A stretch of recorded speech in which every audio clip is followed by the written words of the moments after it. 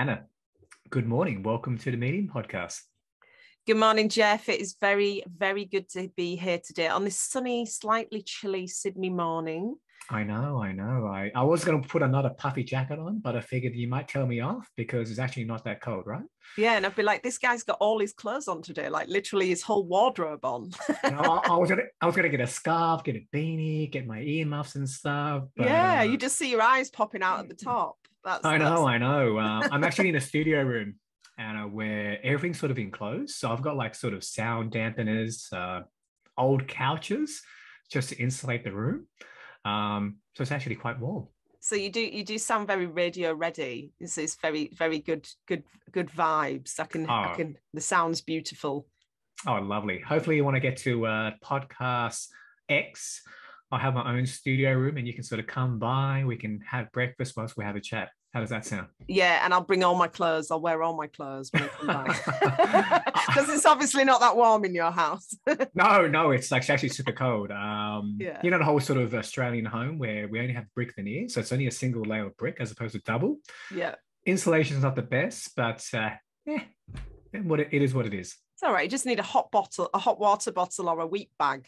Keep heating it up. Like we had a bit of a chat, a special shout out to Sarah, who was very lovely of her to connect us together. Anna, how's the week been treating you? You're doing many different things. How are you?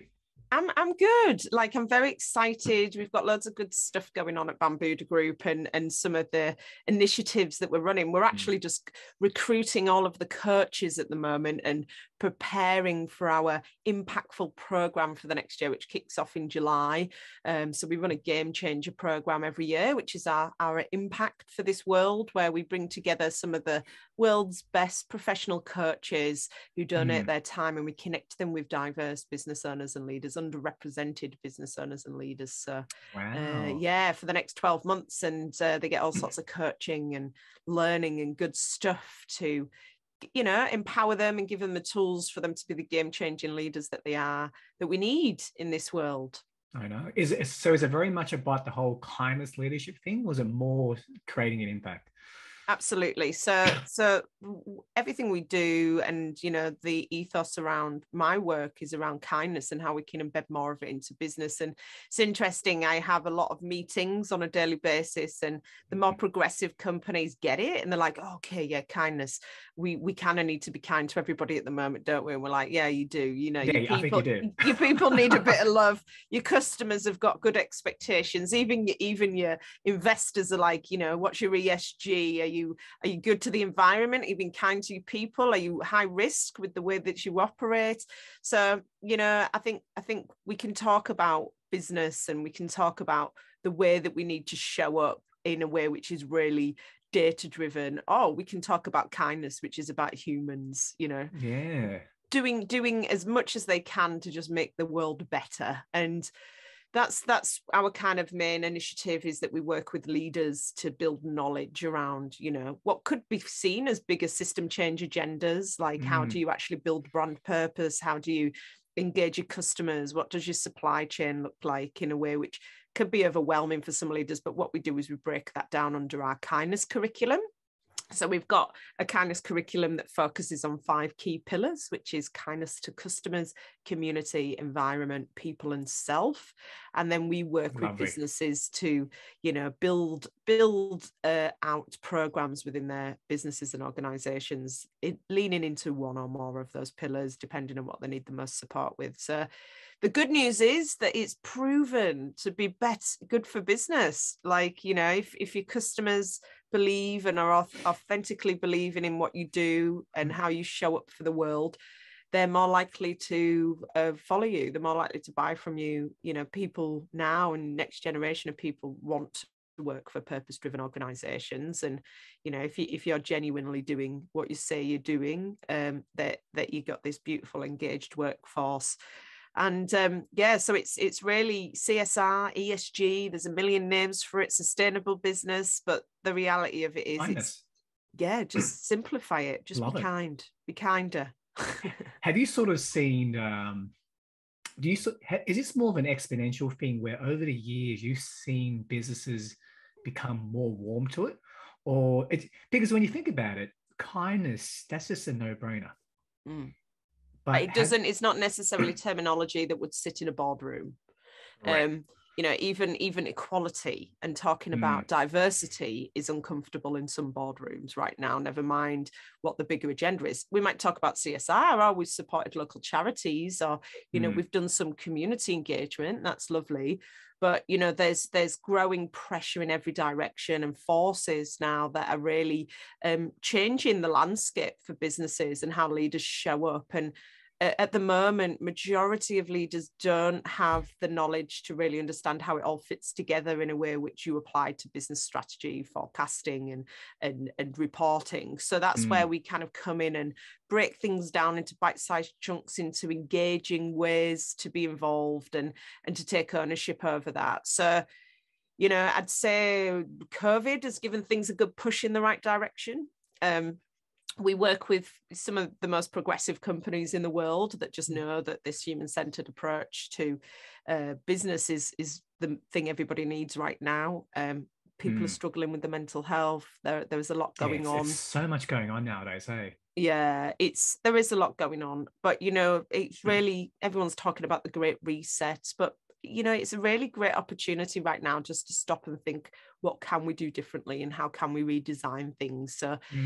So there is more equity for everybody involved, because actually it's good for business. We've got an amazing selection of resources on our website, which is widely available and open to everybody. And we collect everything, the proof around this. So you can, back up your business case for why you want to be kinder in business. The problem is certain language doesn't sit well with gender as well. So, the way we communicate and how we talk about the things that we do, purpose-driven teams and this and that is often sits within a more female agenda or, feminine energy. But actually the reality of it is we all want to survive. We all want to thrive. We all want to do well. Yeah, we're no different. We all want the same things fundamentally. Absolutely. Don't we? Yeah, we're literally we're literally made the same. We just organize differently. And I think that's such a lovely way of looking at it, is we all start in the same place, as an egg, and we're organized differently. Yeah, we got two arms, we got a we head, have. we got, we're the same. And it was interesting, I had a previous guest who came on a podcast before, Anna, and she actually went to the neuroscience behind how men and women think differently in a way. And so, correct me if I'm wrong, Anna, basically women think from a very sort of unilateral way. They might go left to right, forward, back, crisscross and whatnot. Men are very much in a binary state, yes or no. But when you sort of combine the two people together, it's fundamentally great for a business, because if you're going through a very complex project where you're investing X, Y, Z, you need to bring the two sides of the coin together. You do. And the skill set that's brought through all of the gender dynamics that comes through the way our brains work. And it's not just about gender and, because actually there isn't just two genders on this planet. There are there are lots of different types of people and different makeups. I know men that are leaning to what would be traditionally female skill sets and ways of working better than some women I know. And I know women that can operate in line with a traditional male, or, ways of working better than some men I know.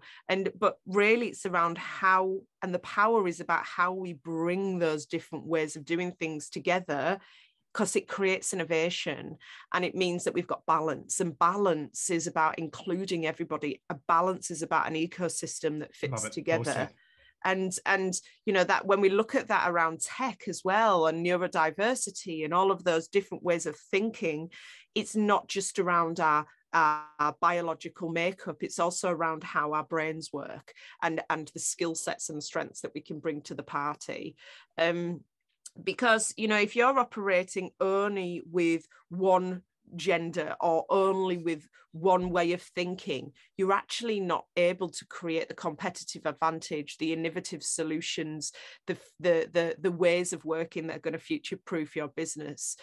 So that yes, above and beyond diversity in senior leadership and in any decision making and contributing factor is important, but it's again, good for business. You're more likely to access new markets with diversity in senior leadership on boards. You're more likely to be able to find solutions, even with age diversity. Having younger and older people in the same space is vitally important with the way that you coordinate yourself and build things.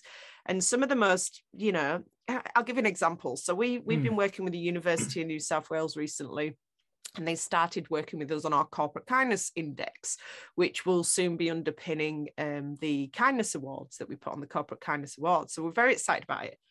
Lovely. We've spent a massive amount of our time trying to take what feels like an untangible, challenging term like kindness into something that's process driven, digestible, able to be applied and meaningful to business. And we do it very, very well. But for some people, the concept is just too diffuse for them to be able to process.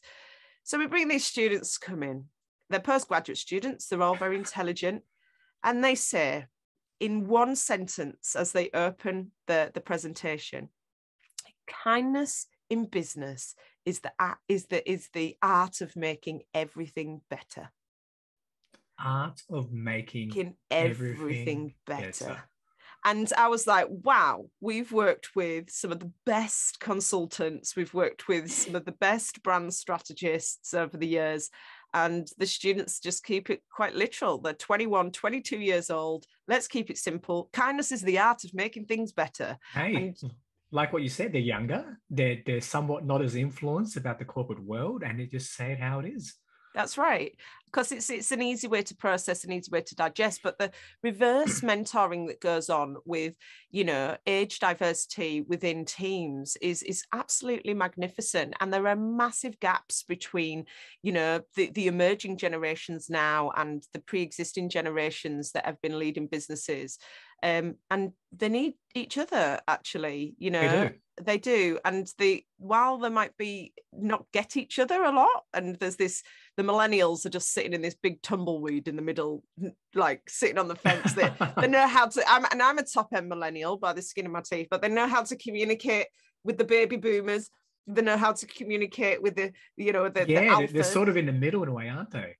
Yeah, so we know not to push, we know not to rock the boat in either direction, but we can see there's a gap there, there's a gap, but also there is a massive amount of opportunity because the landscape has changed, things have shifted, but we can never, ever, ever underestimate the value that our elders can bring us with regards to expertise, lived experience and knowledge.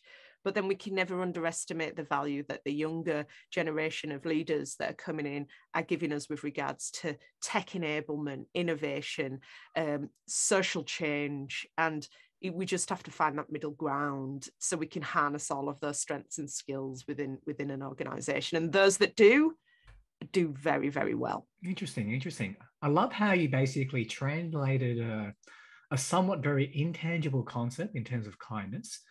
And your coursework basically moves it across the spectrum and makes it tangible in a way. So I'm very curious to see about the frameworks, Anna. You mentioned you've distilled kindness into sort of frameworks, processes, and ways to sort of present it to people so they can understand, right? That's right. So essentially, you're helping organizations create an ROI case, because if they can see a strong return on investment, the numbers speak for themselves, right? They do. Every single area of the curriculum is absolutely measurable and reportable. So, what does it look like for kindness to people? Staff retention, purpose-driven leaders. It looks like sales. It looks like talent acquisition. What does it look like? Innovation. It looks like a safe place to work. It looks like belonging. It looks like a movement that people want to join and be part of. What does it look like from customer engagement and kindness to customers. It looks like brand trust. It looks like loyalty. It looks like, actual social change that people can buy into and believe in. What does it look like from an environmental perspective? It looks like reduced CO2 emissions. It looks like carbon neutral. It looks like carbon positive. It looks like reduce waste. And from a community engagement perspective, it looks like you're showing up as a business that actually cares about the things that go on around. But the most fundamentally and important way of measuring your success of your business is really around the health of yourself and the wellness within yourself. Because leaders that are well create businesses that can make the world better, but leaders that don't look after themselves, don't, find ways of truly understanding what they stand for and leading with integrity, struggle. So the onus and the responsibility isn't on a silo of CSR on the side of the business that is like they live in the basement, like the IT crowd. Which I love the IT crowd, by the way. I've been watching that recently. So talking of PC, it's probably not that on point with regards to the comedy these days, though. Oh no. It's really about taking accountability, because every person in an organization really is accountable for the change and for making things better and contributing to that. But what does that look like as an individual? What does that look like organizationally? And then what does that look like with the impact that that can have on society? So system change is complex and it's overwhelming. So that's why we break it down. So we make it easy through our programs. So our flagship program is our Kind Leader program, which are in-house academies. Which bring leaders together, middle managers and leaders into hubs that we facilitate monthly. And the leaders get access to coaches and lots of knowledge to help them build out their awareness across all of those areas in the curriculum. And the results for those businesses is leaders that are future-proof. They understand why this matters. They understand the knock-on effects that they have, through their actions, and also take accountability. So it's a really, really kind of unique and progressive way of ensuring you are arming.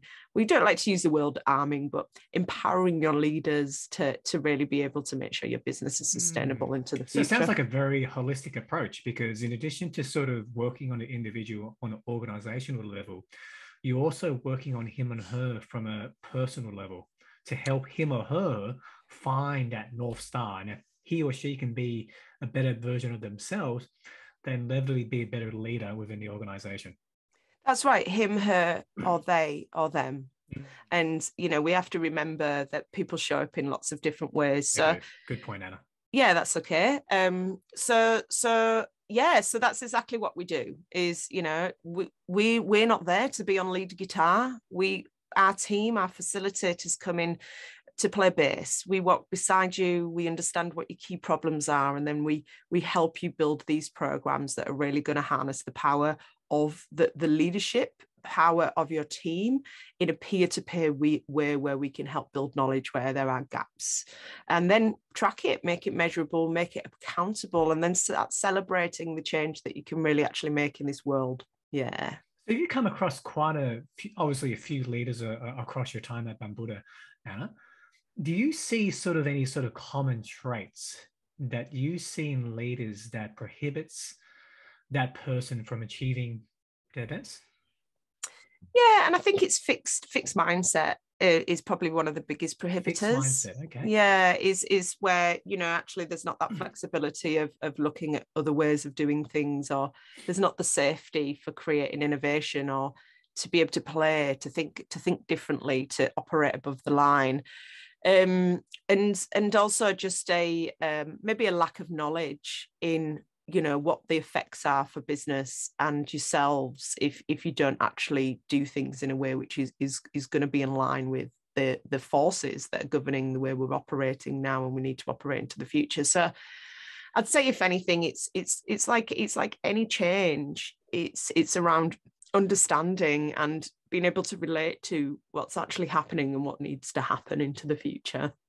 I suppose a fixed mindset can somewhat be attributable to an organization where, if an organization embraces, diversity, openness, and transparency in terms of new ideas, that individual probably is more leaning towards, yes, I can do this, I can make an impact. So it's very much tied with the whole maybe or psychological safety in a way, Absolutely. in terms of people being able to be themselves, or that's right. And that's where belonging, diversity, inclusion, and all of these things come into play, because you can't and you won't engage in a way where you can, believe, and you can think of new ways of being, of new ways of doing things, of being innovative. And innovation is so important in business for you to be sustainable into the future. If you don't have a psychologically safe place to show up, and it's not anybody's fault. I mean, a lot of organizations are struggling with this at the minute, because there's now this fine line between mental health at home, mental health at work, and leaders not really having the skill set to be able to manage the challenges that people are facing when they're showing up and they are struggling with their mental health, and they're being honest about it. And so what does it look like with regards to creating that safe space to work? Really, it's about co-designing it together and agreeing on what the boundaries, what that's going to look like, rather than stipulating this is a safe place to work. This is what it looks like. We've agreed it. Because how do you know? Let's roll it out. Yeah, like tick the box, done. How is everybody feeling? The opposite of safe, because no one asked me. Do you know what I mean? Permission's important. So this is the challenge we've got is.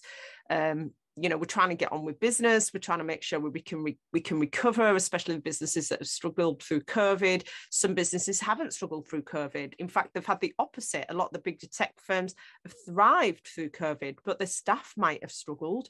Their home lives might have been affected. You just look at the Australian Bureau of Statistics. There's some lots of research that's gone out around how it's affected people's home lives. And, a lot of people's homes have shifted. The way they're working has shifted. People have lost jobs, people have changed jobs, kids have been at home, they've not been at school, there's been all of this disruption going on. So it doesn't matter if you're in an organization that's thriving or if an organization that's just surviving. Really, it's around what's actually going on for the people that are working in those organizations, and how can you make sure that you're looking after them through this time, not just now but also into the future. And don't forget, a lot of things hit people later. They might have found all of their resilience to get through these couple of years, and now they're knackered. Do you know what I mean? And that's the reality. And you know what's funny? There's always going to be something that's going to come people's way. Yeah. Obviously, RBA raise interest rates. I'm seeing a lot of redundancies being made because businesses have sort of overextended during the good times. Now they need to cut back. It just adds another layer of complexity. I remember when I was leading during COVID, it was hard. Yeah.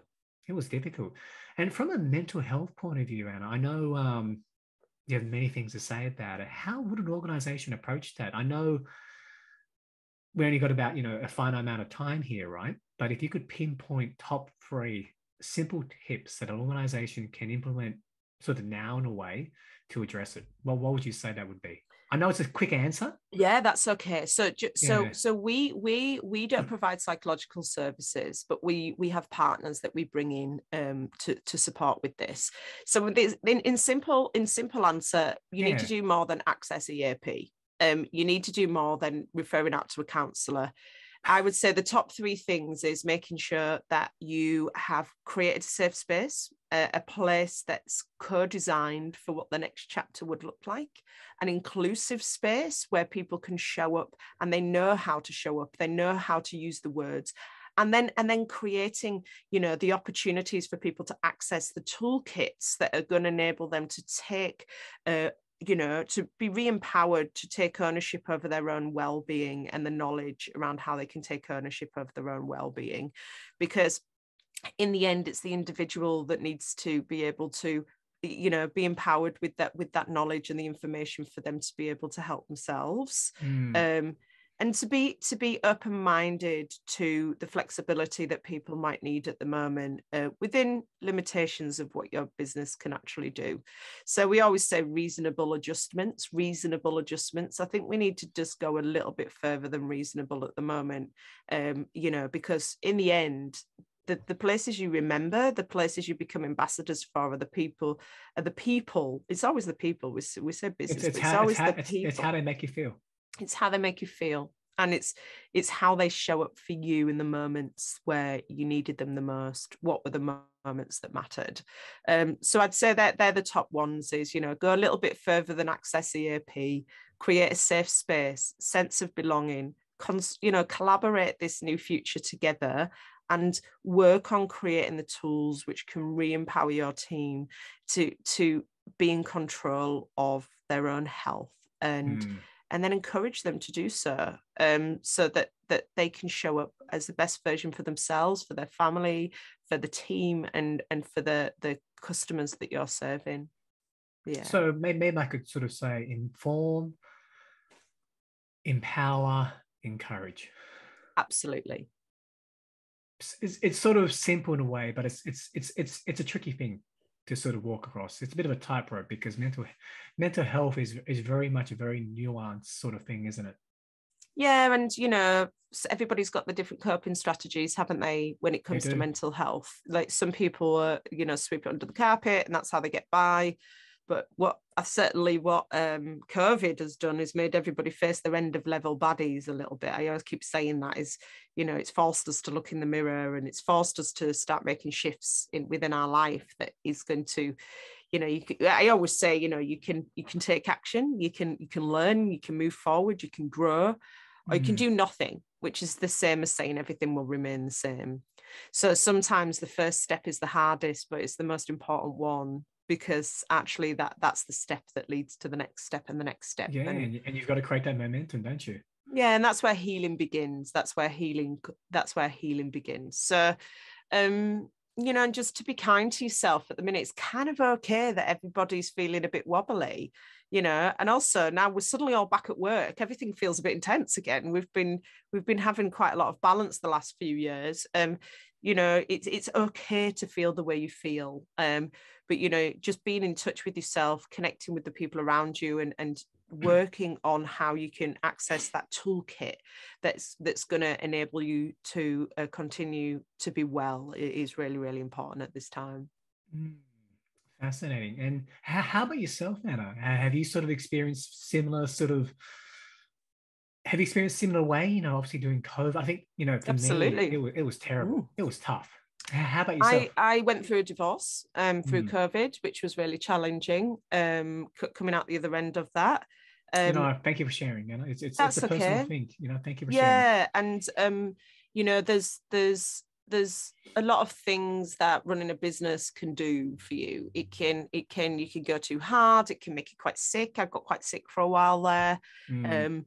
And, it can really challenge you on your mental health when you've got all of these responsibilities and expectations upon you around who you are and how you show up and so on and so forth. So I think the moral of the story is, what I've recognized, certainly with those that hold space for others, is they operated in that first kind of year and a half on like their, not hero persona, but like they thrived by giving to others and understanding the power they had was to be able to hold space. The power they had was to be able to give.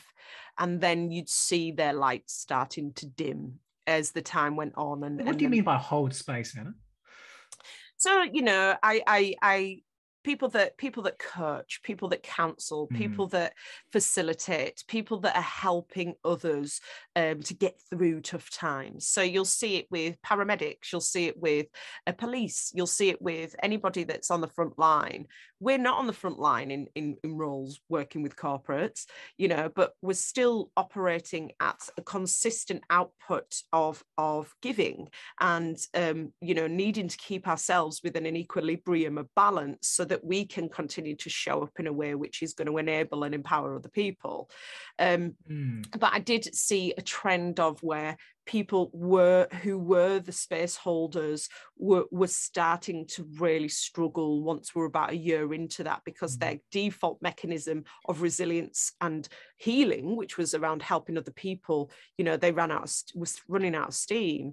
So I think it's been challenging for anybody in the space, certainly, that have been supporting others and consulting and helping businesses with their challenges, and that those of us who do operate in that space do communicate with each other and recognize, and probably more self-aware, and say, "Whoa, gosh, everything's a bit wobbly for people at the minute. How are you doing? How are you doing?" Yeah. And, Who I'm who very helps lucky. the consultant? Who helps the coach? Yeah, who Who coaches helps, the coach? yeah, who helps the paramedic who's Yeah. been so resilient for everyone, yet they sometimes just can't cope given the pressure.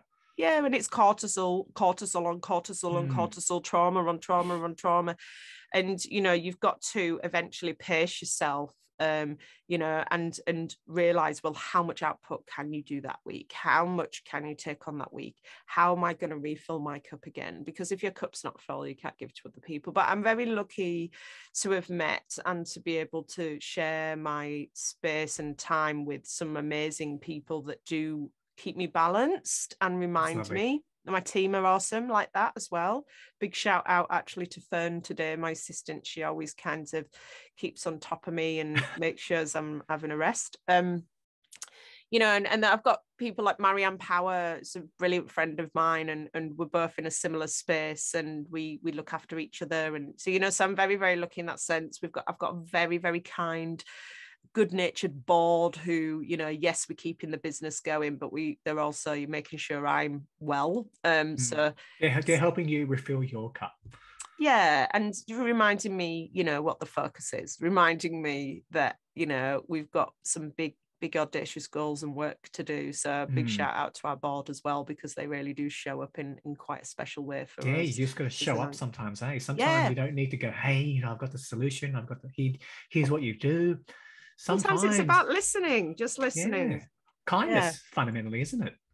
Yeah, but also change is about listening, and hearing what people are saying to you, and sometimes it's not just about coming up with solutions or encouraging people to come up with solutions or coaching people. It's about just listening, because in the act of listening, great things happen. Oscar Trimboli, actually, he was one of our boosts a few years ago. His whole thing's about listening, deep listening. And I always thought I was a listener until I had an interview with him, and I thought, wow, I really don't listen. Wow. What did he pick up in how you listened that go, wait a second, maybe I can improve a bit?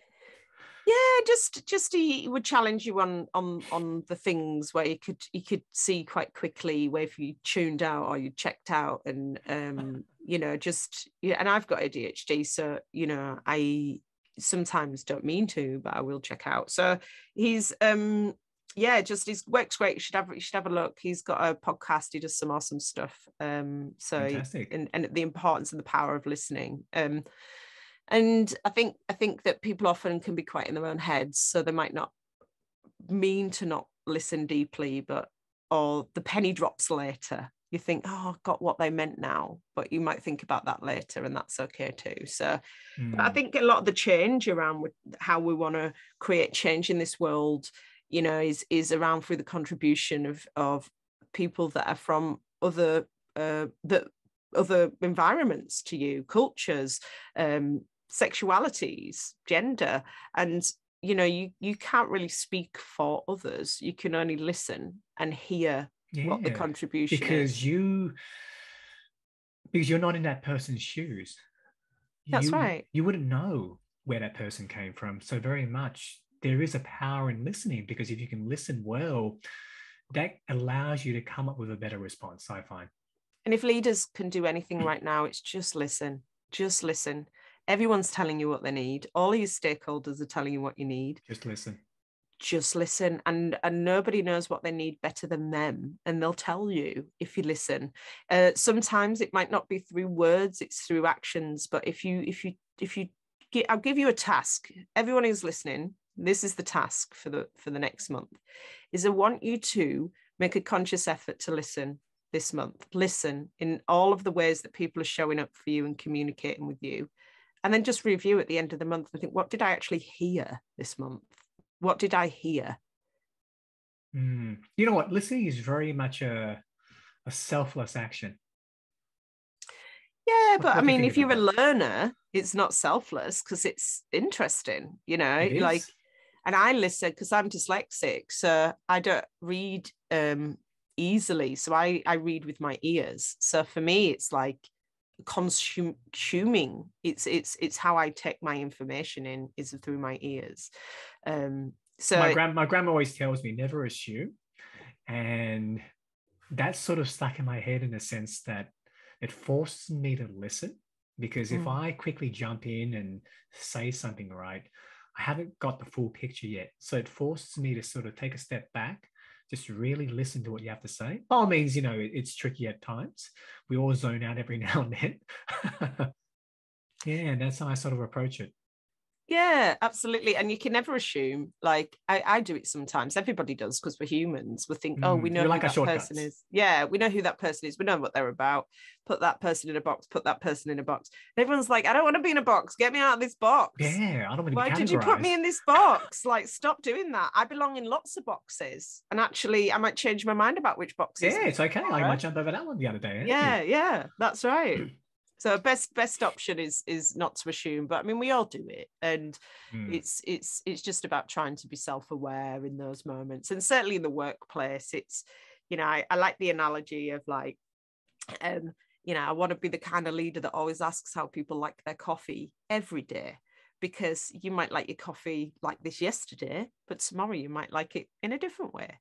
So be the kind of leader that cares about how people like their coffee every day, because you'll evolve and you will be able to stay in tune with the humans that are around you in a way where you can continue to show up in a way which makes them feel seen and they belong. And I think that's a really nice analogy. I like it. Yeah. How is your coffee today?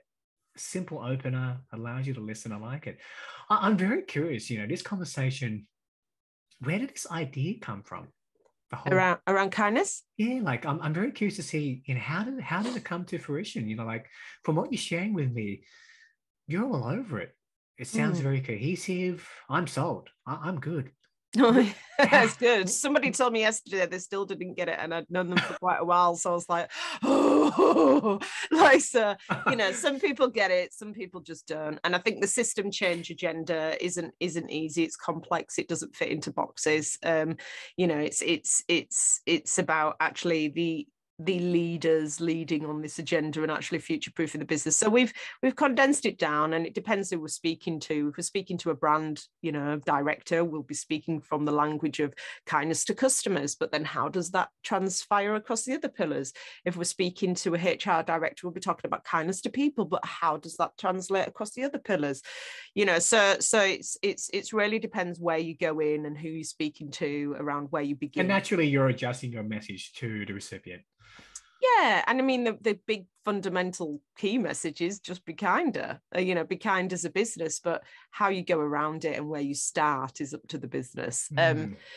But for me, you know, my life's journey has been not that easy in the early days. We got bullied a lot, and I you know, temporarily was living with a family as a teenager because my family kicked me out, and I didn't have the best start. You know, it's been through a combination of working really hard and people seeing potential strengths in me and giving me opportunities that have enabled me to thrive and become who I am today.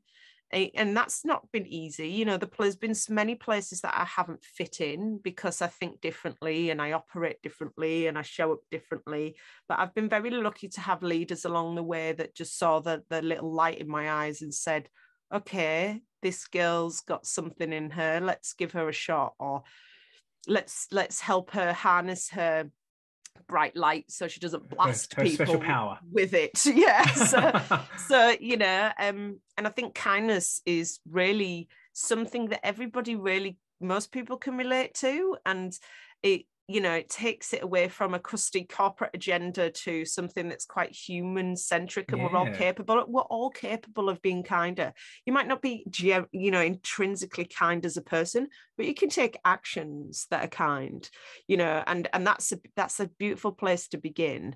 You know, some people don't feel a lot of empathy, and that's not who they are as people, but that's fine. They can still take actions. They can still employ people that are empathetic, that lead teams.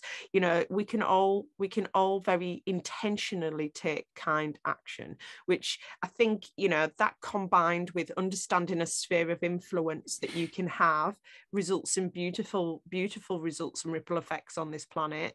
And, you know, I recognized through the work I did, I worked in strategic fundraising and marketing for years in non-for-profit sector, and I've worked in the government, private and non-for-profit sector. So I've seen things from a lot of different perspectives. And one of the things I really struggled with was why charities needed to be holding their hat out for money to solve some of the problems in this world that actually businesses create.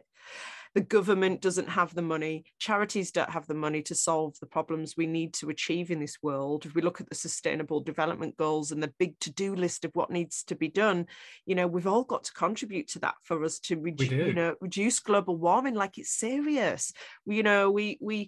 We can't ignore this anymore. We've got some major problems on this planet. You know, reducing poverty, health equity, all of these things. In the day and age that we're in now, it's not good enough that, you know, we've got such disparity across the planet with regards to the way people can live, how they can thrive and stay well, healthy. And it's just, you know, come on.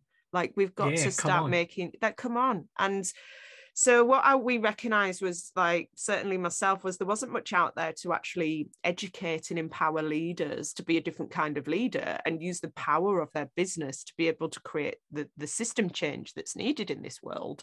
There was the environmental crowd, which were the hardcore kind of, you know, eco elders that have worked so hard to get us to where we are today, to be able to even have a lot of these things on the agenda, diversity and inclusion. But then there was nothing kind of joining the dots between the middle. You might go through a sustainability. It's somewhat quite disparate, and you come in and bring it together. Or you might not really understand how it all connects. You know, like educating women and girls is one of the top ways of improving climate change. You know, so, you know, people don't really know that that's connected to that and how everything's connected. So what we recognized was there were these sustainability programs or leadership programs you could go on, but a lot of it seemed untangible or like unaccountable for the average Joe of a leader. So that's where we're like, well, what if we could build something which not only empowers the individual leader to understand who they are, get the coaching and support to be strong and powerful in themselves, but then understand what the sphere of influence they can have that will start creating the change, and gradually educate around how this connects to the system and the change that we can create in the world. So that's where the concept came from. We've had thousands of collaborators over the years. So I'm just a voice piece. I'm a spokesperson for what we've created. It's been consultants, collaborators, thought leaders in this space from all over the world that has created what we've got today. And we've recognized that we can go in and do CSR programs. We can go in and do these things, but unless the leaders understand why this is important and can relate to it and apply it to their areas of work, actually can fall by the wayside and end up being an unauthentic step forward for business. So that's where we, you know, are one of the only businesses in the world that are offering this solution.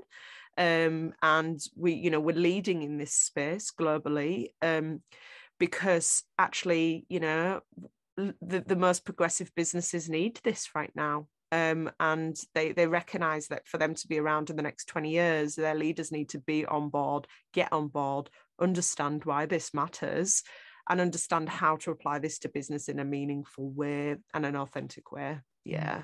So the story about Bambuddha Group is very much ties in with your own personal motivations. Absolutely. Yeah. And, you know, for me, I've been an other. You know, I've grown up and been othered, and I'm neurodiverse, and I didn't even realize how neurodiverse I was until I was in my. So when you were growing up, you got put into other categories. Is that correct? Or? Yeah, 100%. Yeah, didn't operate like anyone around me. No, don't put me in one sort of category. You can be many different things, like you said, right? The category was just you don't fit in. That was the category, and so I spent my life finding all the other others and making friends with the other others because I fit with them. And, you know, that's the reality of it, is actually when you spend all your time with the others that are all passionate about changing the systems that we're in so that people feel less alone and othered, you start to create some beautiful things. You start to come up with some great ideas, and like actually listen and hear about ways to do things differently. So I'm lucky to have had the influence of, you know, so many amazing people through the years that have been able to contribute to my imagination, to my ways of thinking, that have righted me when I've done wrong, that have helped me with my ignorance, that have shown me different ways of being. And I'm grateful for that every day, because for me, having a purpose that's so clear now and forever until my last breath, I will be about reducing inequality in this world. And that's the impact you want to achieve in everything I do for the rest of my life. Like, that is it. And that's who I am. Isn't it lovely that you're able to articulate it in such a concise way? Yeah, but you know, before I was doing it intrinsically, and I didn't really know how, I didn't really think about it, because that's just who you are. Do you know what I mean? But it was actually working with Carolyn Butler Madden. After a few years, we did some work. It was a bit like this, a Seth Godin stuff around who is the tribe, who are the people you're attracting, and it was other diverse people, the others that have been othered. And then I was like, oh gosh, okay, yeah, that is. It was sort of a light bulb for you moment. Yeah, like, oh right, okay, so this is what I'm here for. Brilliant. I've been wondering about that. In a way, this is your superpower in a way, isn't it? I would say my superpower is connecting in a meaningful way with other humans, and to always try and see the best in people. And I think forgiveness is a beautiful superpower as well. And it's a hard one. It is. And the depth of kindness comes with accepting that everybody's come from a different place. But tomorrow's a new day to turn everything around, and tomorrow's a new opportunity to give it a bash at doing things differently. Because if we create a fear-based energy in a fear-based space, we exclude people that are afraid, what if I get it wrong? If I try and get it right? Do you know what I mean? So for us to go on the journey together, it needs to be around everybody equal. And that's going to take some time and equity, because we all start at different starting points. So that's my take on it. You know, men, women, everyone in between, it's about equal. And I've just my main thing is I encourage everybody just to do the work on yourself, even though it's not comfortable. So you can just continue to show up as the best person for yourself and the people around you. Yeah. So if we look 5-10 years out, Anna, what do you think would be that? I know I sometimes simplify things, but hopefully it allows you to sort of really sort of clear your mind and give a very sort of sharp answer in a way, because I'm actually very curious. If there's one thing that you can do in 5-10 years time that would amplify your impact of what you're currently doing, what would that be? Is tech enabled. Tech enabled. Okay. Yeah. So we're tech enabling everything at Bambuddha. We want a woman in Nairobi to be able to go on exactly the same journey as a woman in Melbourne. And we want to utilize the power of technology to reduce inequality in this world. And so we're very excited about the next steps for our tech enablement around how we can continue to share the knowledge that we manage to gather and develop and create all over the world, and build the communities that can start, you know, taking action wherever they are, to create kinder environments for people, customers, community, and themselves. So because the technology will very much allow you to amplify your megaphone in a way. 100%. Amplification is everything. You know, it's all good and well as having all of these super empowered leaders coming out the end of our programs and the programs that we do with the corporates and the individuals we work with. But what if they can't amplify their message? What if they can't tell their story? And that's interesting because we've just opened a co-working media and training space in Stanmore and the Sydney West called the Working Kind Collective and Impact Studios. And we've done this out of the need to create more cost-efficient solutions for leaders to be able to, and organizations that are doing the right things to be able to amplify their voices, because nothing's more powerful than the narrative and storytelling. The story, it isn't. Yeah. So, and to be able to come together and to dream and to envision what a new future collaborate. Could look. That's right.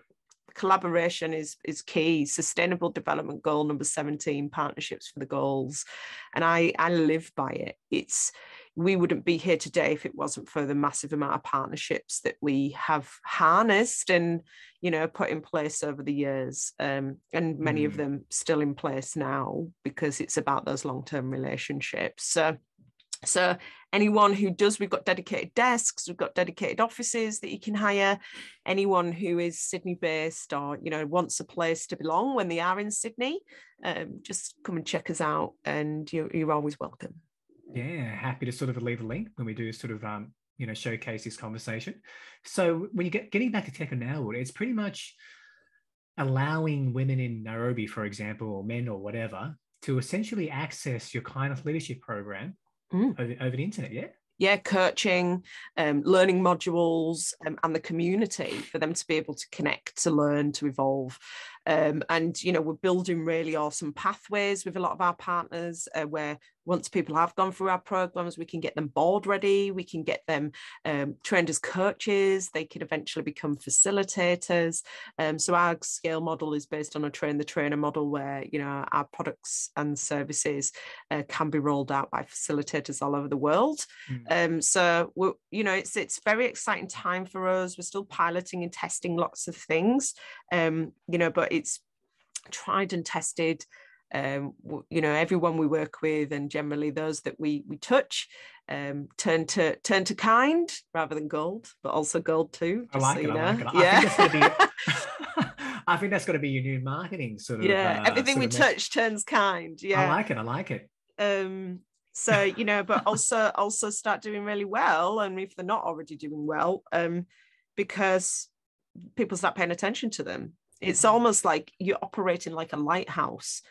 The waters could be murky, there could be fog, but we can still see the lighthouse, and the lighthouse is consistent. The lighthouse says it all. So when you as a brand or an organization show up as a lighthouse, people notice you. Yeah. So if I'm around the world, who's going to be, if you don't mind me asking, I know sometimes this information can be sort of quite confidential. I'm in the world, where am I going to see that light? Are you looking to target certain countries to roll out this sort of tech and now? We haven't finalized that yet, but it will likely be regional. So, you know, we can have cross-country collaboration in different regions. Like most tech firms, you know, that they've got their regions, and it's more around time zones and cultural ways of connecting and stuff like that. So, yes, there'll be lots of lighthouses around the world. I like it. Yeah. And as you can probably tell, I'm very curious. I'm very interested in the name. Bambuddha. Okay, yes. Yeah, there is a little story behind this. Tell me the story behind this one. Yeah, so Bam is about working hard and Buddha is about working kind, and it's all about the balance. So too much Bam and the lid falls off, too much Buddha, you can't get anything done. But Bambuddha is also the name of the local cafe bar where I used to live in Ibiza when I was 19, 20 years old. So you're going to take the credit, right? This is all you, right? Yeah. So it's literally the name. It's called Bambuddha Lounge or Bambuddha Bar in Ibiza. It's still there. It's a Mediterranean restaurant, chilled vibes on the kind of northeast side of Ibiza. And it was one of the first times in my life that, having had such a kind of challenging teenage years, that I just felt like everything was going to be all right. A lovely story. So if I go there, right, and I mention your name, is that I don't know. They might want to hunt us down from an SEO perspective. So does my bill turn into a 0, or if I mention your name? Do you know what? I'd love to meet the owners of Bambuddha in Ibiza. I actually haven't met them. We did, we obviously made sure we didn't break any copyright laws with that. We're in very different industries and other side of the world.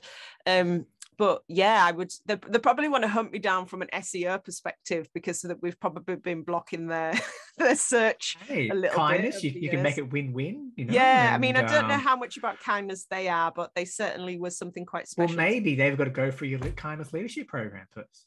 Maybe. But you know what? I would actually haven't been back to Ibiza in Spain since then. And the reason is I don't want to ruin my memories of it. I want it to stay this interesting, like really beautiful bubble that I was in. And it was just a place that definitely contributed to my healing as a human. And it brought you calm. It's just beautiful. It's just got this beautiful earthly connection, and it's got a special gravitational energy, that island, and obviously amazing food and beaches, and it's just a beautiful place to have lived. Obviously there's a lot going on currently right now in your life. There always is. There always is. So how do you sort of break it away from it all? I actually do you want to break away from it all, or are you happy to sort of have it quite integrated with your personal life in a way? I do live a different, I mean, work-life integration is an important thing, because you can't be something completely different to what you are outside of work. You're only lying to yourself if you try to do that. Yeah, and it makes you sick in the long run. Terrible. But there's nothing wrong with having boundaries and having your personal space. And for me, that's something that's quite important, is just having that place I can go to that's away from the intent, not necessarily the intensity, but the amount of energy and the whirlwind that we create. So I need to recharge. I actually work a 4-day work week. So on a Friday, usually I'm off on a Friday, or might be doing a bit of cheeky work, catching up on something here or there. But and I try to finish work by 3:00 each day. So that's how I manage my balances. I'm all guns blazing in the morning. It's taken a long time to be able to have the restraint with myself to be able to put those boundaries in place. And I'll still might send a few messages, or I'm a little bit here or there. Was there a catalyst behind that sort of discipline? I got sick. I got really sick. I got diagnosed with a condition called fibromyalgia about 2 years ago, which is a chronic pain and fatigue condition. And if I overdo it now, I can't get out of bed. So I manage my condition really well through, changed my life significantly, actually. Since does stress bring about it as well, in a way, or? Yeah, but I think just not having a balance can make me quite unwell. So I everything in moderation for me now, and lots of rest and sleep. I'm always in bed by like 8:30, 9 o'clock at night. I walk around like I'm some kind of rock star, but really I'm in bed by 8:30, and I love it. hey, it's you. Yeah, I'm up early. Remember, I said my only expectation with this conversation is that you just need to be yourself. And thank you for showing me you. Yeah, that's okay. And, I meditate. I go to the Buddhist center. I go on regular retreats. You're basically finding ways to refill the cup in a way. 100%. And I laugh a lot. Like I live in I try to operate from a high frequency of joy in everything that I do, because laughter absolutely is healing for me, and it fills my cup. Like if I can just I love it. And you gotta have a laugh. Yeah, anyone who knows me knows that I just love to laugh, and I love to joke, and I'm a bit of a joker. I get stuff done and I'm serious, but I just think it's important to play and to have joy in our lives, because we're here. It's a blink of an eye that we're on this planet. And I've had, a lot of trauma growing up and challenges in the past. And I choose now, very purposefully choose joy, because I've lived, in the opposite of that in the past. And I think the best version of me is the version that laughs. The best version of me is the version that rests, and, you know, can show up in a way which is consistent, kind, and good for everything around me as well. You know, it's funny, you know, unless you went through it, I obviously I can't imagine what you went through when you were growing up, Anna, but it's somewhat bit of an irony is that now it has allowed you to know what it's like when you don't have it. And now when you do, you're very much you. Yeah, that's right. And, you know, yeah, I think everybody's got their own story, but every day is a new day to turn things around. And that's just something that I think is so important as the take-home message, whether that's in your business, whether that's in your individual well-being, whether that's in something that you're unhappy with in life, whether it's about the change you want to make in the world. It's okay. Anything that happened before is okay. Tomorrow is a new day to turn everything around. So love yourself, you know, forgive and give, you know, but make sure you fill your cup. You do, eh? Yeah. I know, just don't mind me, I just got to dig in a bit more because I'm very fascinated by what you're saying. So to end this, Anna, this conversation, where do you see yourself in 30 years? Paint me a picture. I would like to be just happy. Simple. Just happy and living a joyous life. And people would say, what did you do in life? And I'll say, I was happy. Lovely. Anna, thank you very much for your time. No worries. Thank you, Jeff.